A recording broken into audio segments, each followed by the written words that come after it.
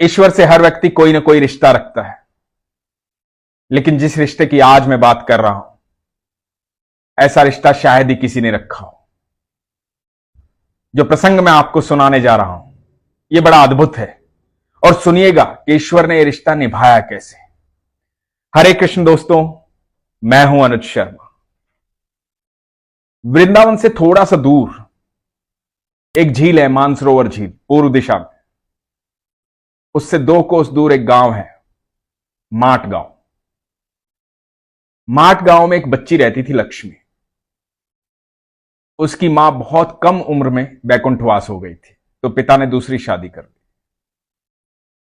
अब लक्ष्मी को मां का प्यार मिल नहीं रहा था।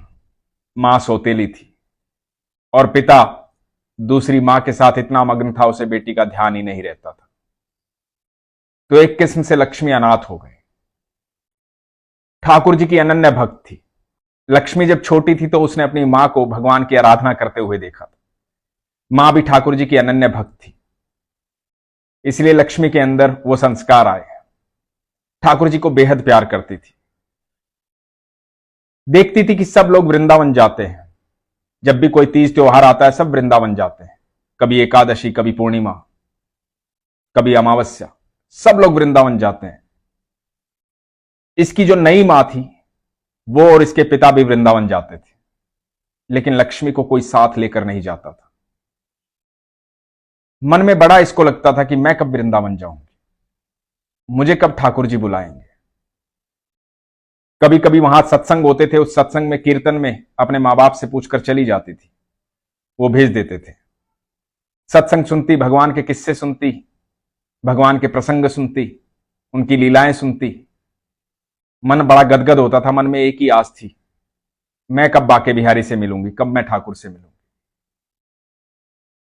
तो उन सहेलियों के पास बैठती जो वृंदावन जाकर के आते थे, उनसे किस्से सुनती थी कि कैसे हैं बाके बिहारी, कैसा है वृंदावन। हालांकि वृंदावन बहुत दूर नहीं था।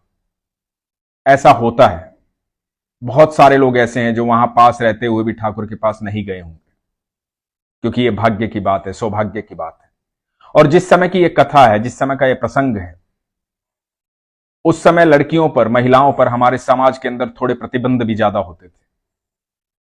अकेली बच्ची को कहीं कोई भेजता नहीं था। लक्ष्मी अब बड़ी हो गई थी, विवाह योग्य हो गई थी, तो इसके पिता इसके लिए लड़का तलाश कर रहे थे। लड़का तलाश कर रहे थे, बहुत जगह लड़का ढूंढा और लड़का मिला वृंदावन में। लड़के का नाम नारायण। जैसे ही ये बात लक्ष्मी को पता लगी, लक्ष्मी बड़ी प्रसन्न हुई कि वाह, अब तो मैं वृंदावन जाऊंगी ही जाऊंगी। अब तो तय हो गया कि वृंदावन जाऊंगी। और लक्ष्मी की शादी हो गई। लक्ष्मी की शादी हो गई। लक्ष्मी तो इतने दिनों से इंतजार कर रही थी, विवाह होगा, वृंदावन जाऊंगी, मेरे ठाकुर से मिलूंगी। इस बीच लक्ष्मी ने कहीं यह सुना था कि ईश्वर से कोई ना कोई रिश्ता होता है, संबंध होता है, तो ईश्वर के ज्यादा करीब हो जाते हैं। तो लक्ष्मी को वो बात ध्यान आई। लक्ष्मी ये सोचती थी, क्या रिश्ता रखूं ठाकुर जी से, क्या संबंध रखूं। अब जब शादी वृंदावन में हो रही थी, तो लक्ष्मी ने बोला कि ठाकुर जी आज से मेरे देवर हैं। क्योंकि लक्ष्मी ने हमेशा ठाकुर जी की बाल लीलाएं सुनी थी, तो लक्ष्मी को लगता था ठाकुर जी छोटे से होंगे, सुंदर से होंगे, प्यारे से होंगे, तो आज से वो मेरे देवर है। अब जो बात कहनी होगी मेरे देवर को बोल दूंगी, जो काम करना होगा देवर को बोल दूंगी। तो ठाकुर जी को देवर रूप में माना। शादी होकर वृंदावन आई। बहू को देखने बहुत सारे लोग आते हैं, उसे देखने भी बहुत सारे लोग आए।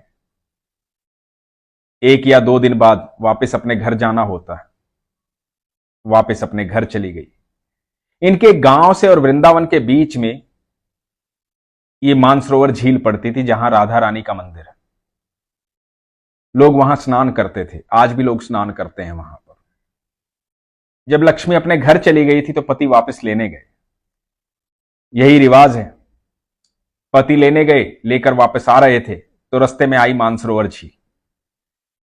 मानसरोवर झील आते ही पति ने कहा कि मैं स्नान कर लेता हूं, तुम बैठो। और लक्ष्मी राधा रानी के मंदिर के पास बैठ गई। मन में बस यही सोच रही थी कि अब तो पग फेरा भी हो गया है, वापस भी आ गई हूं, अब मेरे देवर से मेरा मिलना जरूर होगा, ठाकुर से मिलना जरूर होगा। उसके मन में कोई चाव नहीं, बस चाव यही कि वृंदावन आई हूं, मेरे ठाकुर से मिलना है, बरसों की इच्छा पूरी हो जाएगी, ठाकुर जी से मिलना है। मन में यह भी सोच रही है कि कब लेकर जाएंगे ये ठाकुर जी के पास, क्योंकि ये जब लेके जाएंगे तभी तो जा पाऊंगी। और ठाकुर जी को बड़े दिल से याद कर रही है। इतने में एक बच्चा आता है और आवाज देता है, भाभी, भाभी सुनो। लक्ष्मी घबरा जाती है। लक्ष्मी सोचती है कि यहां तो पराया गांव है, पहली बार आई हूं, अभी भी शादी हुई है, भाभी कौन कहेगा यहां पर। डर जाती है। घूंघट किया हुआ है, अपने घूंघट को पकड़ लेती है जोर से, मुंह से आवाज नहीं निकाल पा रही है डर के मारे। बच्चे की फिर से आवाज आती है, बोलता है, अरे भाभी घूंघट उठाओ ना, चेहरा तो दिखाओ, भाभी हो ना मेरी, देवर हो तुम्हारा, चेहरा तो दिखाओ। लक्ष्मी डरी हुई है, घूंघट को पकड़ रखा है, नहीं उठा रही है। बच्चा भी बड़ा नटखट है। बच्चा पास आया, खुद से दिखाओगी या खुद ही मुंह देख लूं। तो लक्ष्मी उसे भगाने की कोशिश करती है और बच्चा जबरदस्ती घूंघट उठा देता है और देखता है। बहुत सुंदर स्वरूप, मोटी मोटी आंखों वाला, घुंघराले बालों वाला। बच्चा लक्ष्मी को देख रहा है, लक्ष्मी बच्चे को देख रही है और बच्चा एकदम से भाग जाता है। लक्ष्मी को कुछ समझ में नहीं आता। पति स्नान करके आते हैं। लक्ष्मी बोलती है कि कैसा है तुम्हारा गांव। एक बच्चा आया, आकर के उसने ऐसे जबरदस्ती मेरा घूंघट उठाया, मुझे भाभी भाभी कह रहा था। पति बोला, अच्छा ऐसी बात है। पति को गुस्सा आया। पति ने कहा कि आज के बाद वो लड़का कहीं दिखाई देना, मुझे बताना, छोड़ूंगा नहीं मैं उसे। गांव के बच्चे ऐसे ही होते हैं, कोई बात नहीं, चिंता मत कर। लक्ष्मी पति के घर चली गई।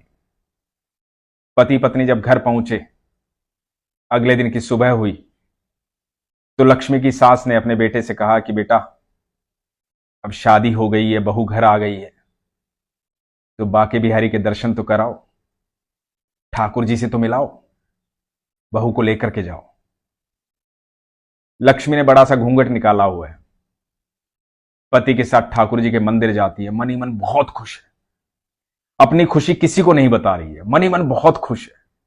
बस मन में सोच रही है कि जल्दी से जाऊं, जल्दी से पहुंचूं ठाकुर जी के पास, ठाकुर जी को देखना है। आज तो इतने दिन हो गए ये सोचते सोचते, कैसे है मेरे ठाकुर जी, आज तो बिहारी जी को देखना है, आज मेरे देवर ने बुला ही लिया है मुझे, बस जल्दी से पहुंचूं।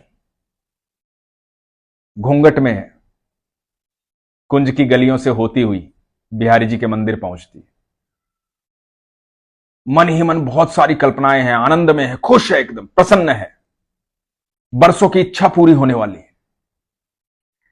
मंदिर के अंदर पहुंचती है, ठाकुर जी के सामने पहुंचती है, सोच रही है घूंघट उतारूं ना उतारूं, मन बहुत है उतारने का, ठाकुर जी को देखने का, पर यह डर है पति डांट ना दे, क्योंकि ये रिवाज है, यहां कोई लोग देख ना ले, इसलिए घूंघट उतार नहीं रही है। इतने में पति कहते हैं कि अरे ठाकुर जी के सामने खड़ी हो, घूंघट उतारो,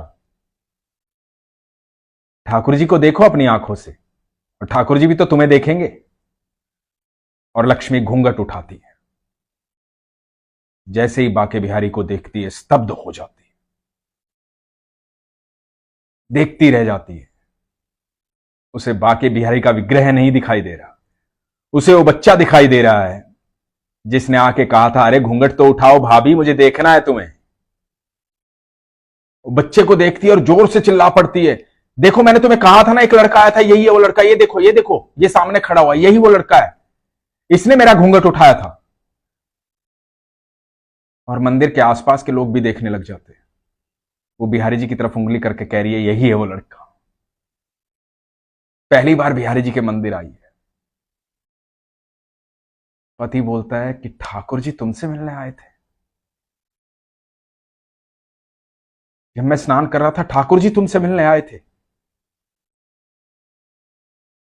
लक्ष्मी बोलती है, ठाकुर जी हैं।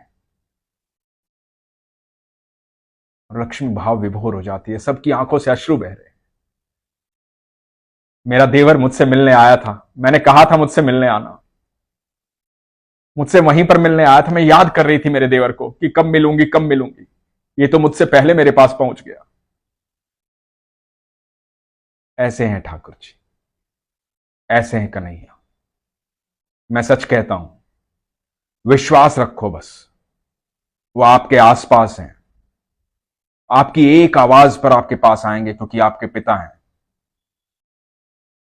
जैसे मां की ओरनाल जुड़ी होती है ना बच्चे से, मां का संबंध होता है ना बच्चे से, वो संबंध है ठाकुर जी का हम सबसे, वो संबंध है राधा रानी का हम सबसे। यहां पृथ्वी पर हमें उस ओरनाल से अलग कर दिया जाता है, मां की ओरनाल से स्वतंत्र कर दिया जाता है, लेकिन जो ओरनाल हमारे और ईश्वर के बीच में बंधी हुई है ना, वो कोई अलग नहीं कर सकता, कभी अलग नहीं कर सकता, क्योंकि वो विश्वास की ओरनाल है। और जिस दिन विश्वास कमजोर होगा, शंका होगी, उस दिन ओरनाल टूट जाएगी। मैं सच कह रहा हूं आपसे, आपकी नाभि से उसकी नाभि तक एक संबंध जुड़ा हुआ है। हम सब उन्हीं की संतान हैं, हम सब उन्हीं के दिल में रहते हैं। हमारा गहरा संबंध सिर्फ ईश्वर से, सिर्फ और सिर्फ ईश्वर से। इसलिए हमेशा कहता हूं, अपने विश्वास को मजबूत रखो, अपना ख्याल रखो। हरे कृष्ण।